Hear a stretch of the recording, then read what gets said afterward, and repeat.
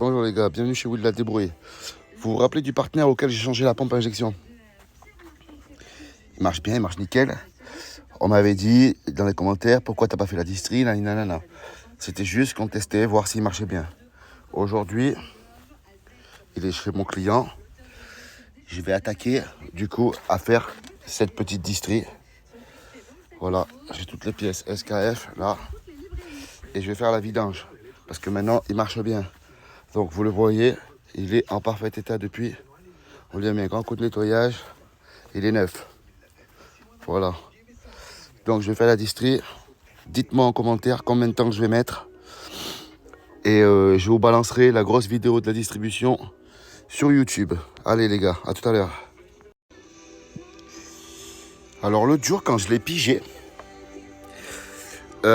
j'ai vu, il y a un truc que je tombais pas tout à fait en face avec la dent, c'était dur.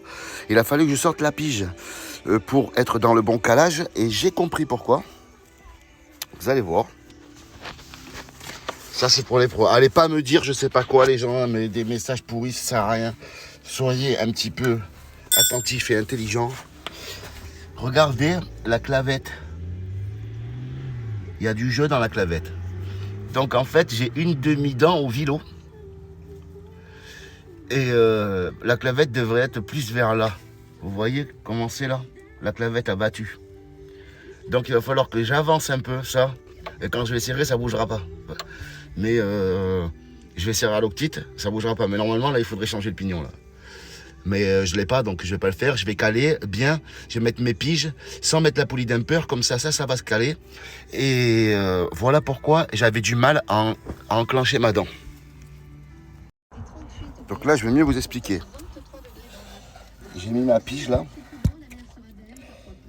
qui va dans le trou du bloc là-bas là. Voilà, là le bloc est bien pigé. Mais quand je vais mettre ma pige là, je suis en travers, je peux pas la rentrer. Et pareil à la pompe, du coup, qui est à peine avancée d'une demi-dent à cause de cette poulie là, à cause de cette pièce qui est décalée comme ça là. Voilà. Donc là, je vais tomber la distri. Et je vais avancer ce pignon un petit peu, le reculer un peu ce pignon pour tomber pile sur ma dent. Donc là, j'ai sorti la courroie. Elle est dans mes mains. Bon, les étiquettes, on les voyait plus trop. Hein. On les voit, mais bon, elle était marquée, mais elle aurait pu peut-être faire encore un peu, mais bon, on l'a fait. Donc mon galet tendeur est là. Il me reste le galet en rouleur et la pompe à eau à sortir. Mais là, maintenant que la courroie est sortie, à la main, je ne sais pas s'il va venir. Il ne vient pas à la main. Donc, je vais essayer de le tourner avec une clé. J'ai une clé là, à filtre, à sangle comme ça là. Voilà, avec cette clé Facom. Je vais la passer autour et je vais faire tourner le galet un peu là. Voilà, avec ma sangle, j'ai réussi à le remettre là où c'est qu'il devrait être. Il était là-bas au fond, alors qu'il est là, ça le décalait d'une demi-dent. Mais en fait, quand je vais serrer, ça ne bougera plus, tout ça. Ça ne peut plus bouger après. Mais normalement, il aurait fallu changer le pignon, là. Le pignon est mort. La clavette, ça va, mais le pignon est abattu. Ça a été un peu en arrière.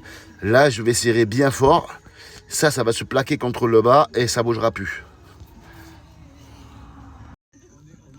J'ai remarqué un autre petit souci sur le cache là, dans ce trou là, on est obligé de défaire un boulon de la pompe à eau qui est là et qui n'a pas été remis. Donc il me manque un boulon de pompe à eau. Donc il va falloir que j'aille chercher sur un autre DW8 un boulon là-bas. Bon voilà, c'est ma petite pompe à eau. J'ai nettoyé la portée. J'ai pas de toilemmerie, je l'ai nettoyé avec un couteau et avec ça. Mais c'est propre, c'est propre. Il n'y a pas de morceaux à l'ongle, on sent rien, c'est plat. Hein. Voilà. Donc à part là, je vais gratter un peu là, encore. Et pâte à joint, et basta. Bon, là, je vois d'avance les mécanos de TikTok en PLS. Je dis bien les mécanos de TikTok. Moi, je mets de la pâte autour de la pompe à eau pour deux raisons. La première raison, c'est que une fois que tu as mis ton joint, déjà d'une, il tient. Ça garde le joint bien en place. Au moins, tu es sûr qu'il ne bouge pas au montage. Et puis, ça fait une petite sécurité en plus. Bon, après, je ne vous dis pas d'en mettre 100 tonnes. Hein. Mais moi, j'en mets en bas et j'en remets par-dessus. Comme ça, je suis sûr. Voilà. Voilà, j'en ai pas mis 50 tonnes. Hein. J'en ai mis un peu. Voilà, histoire que ça tienne. Et là, au moins, quand tu emboîtes ta pompe, tu vois, déjà, en plus, comme ça, elle tient. Ça t'aide beaucoup. Bon, voilà. J'ai remis la pompe à eau. Vous inquiétez pas, le boulon qu'il n'y a pas ici, il vient après avec le cache. Là, je ne l'ai pas oublié. J'ai changé le galet aussi en rouleur du bas. Et je vous dis un truc sur les pompes à eau, là. Ils mettent une étiquette comme ça, là, aussi, qui est écrit testé. Pour dire que la pompe à eau est testée. Enlevez-la, l'étiquette, c'est mieux. Parce que si cette petite étiquette, elle va dans la distrie, elle va pas faire grand-chose. Mais on sait jamais. Vaut mieux l'enlever. Bon, voilà, cette fois, ma cale est droite.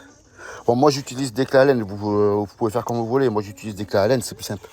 Donc, vous voyez que là, la cale, elle est bien droite comparée à avant. Là, celle-là, c'est pareil. Je suis pile poil dans mon trou. La cale du bas, il y est aussi, là.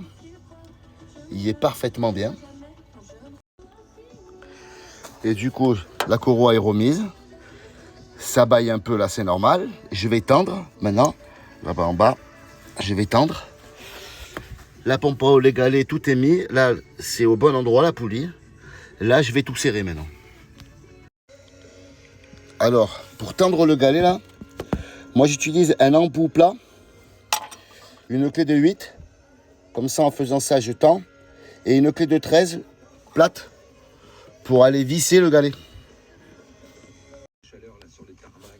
Alors voilà, c'est tendu, c'est un petit peu trop tendu. C'est normal, quand je vais faire les tours moteurs, elle va un peu se détendre. Un autre conseil, le tendeur là qui est là, c'est lui. Vous le tendez vers le bas. Parce que si vous le tendez vers le haut, sur un coup d'arrêt moteur, vous pouvez faire dévisser la vis. Donc, mettez-le vers le bas, comme ça c'est auto-serrant, comme ça sur un arrêt moteur. Au pire, ça le serrera plus fort, mais ça ne le desserrera pas. Donc voilà, j'ai fait mes...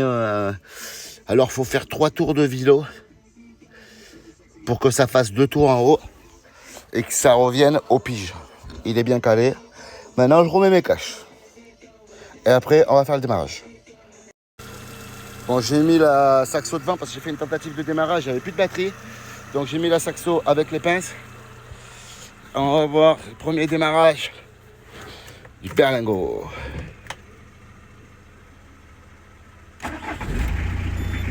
Voilà. Les gars, une horloge. Bon voilà, j'ai mis le liquide de refroidissement dans sa gueule. Ça tourne rond. Je vais remettre mon pare-boue avec les petits clips C9 en attendant qu'il chauffe et qu'il se purge. Et après vidange et c'est fini. Bon les gars, j'ai pas filmé la vidange.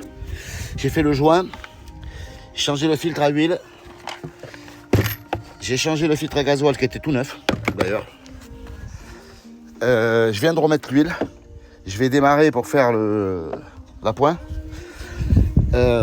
Alors je vais vous montrer un petit truc. J'ai récupéré des chandelles de camping-car comme ça là. Des petites chandelles. Pour faire la vidange, franchement c'est parfait, ça passe pile. Donc voilà, j'ai fait cette petite vidange. Donc, pour résumer tout, j'ai commencé à 9h. Il est 10h30. En 1h30, j'ai fait la vidange, la distribution, la pompe à eau et les galets. En 1h30, les gars. J'ai remonté la roue et tout. Il ne me reste plus qu'à le descendre. Il est fini. Donc, qui fait mieux? Il me reste, pardon, un petit morceau de filtre à air à remettre. Allez, qui fait mieux, les gars? Bon, voilà le résultat. Les pièces sont là, la courroie est là, l'huile, le vieux liquide de refroidissement, tout est là.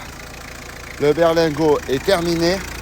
Le temps de ranger les outils, de tout le tour, remettre l'enjoliveur nettoyer mes 2 petites traces que j'ai fait à droite à gauche. Allez, j'ai mis 1h42 pour faire distribution vidange complète. Je vous ferai le avant et après de quand on l'a reçu, avec les rétros cassés et tout, sans enjoliveur, en panne de moteur. Le voilà maintenant. J'ai ressoudé aussi là, la prise qui était barrée. Voilà l'état qu'il est aujourd'hui. Et je vous mettrai les photos de quand on l'a reçu. Voilà le berlingot, au top du top. Tout le monde m'a dit, enfin beaucoup m'ont dit, ça en fout à la ferraille. Bon, regardez maintenant, c'est un engin qui vaut 3005.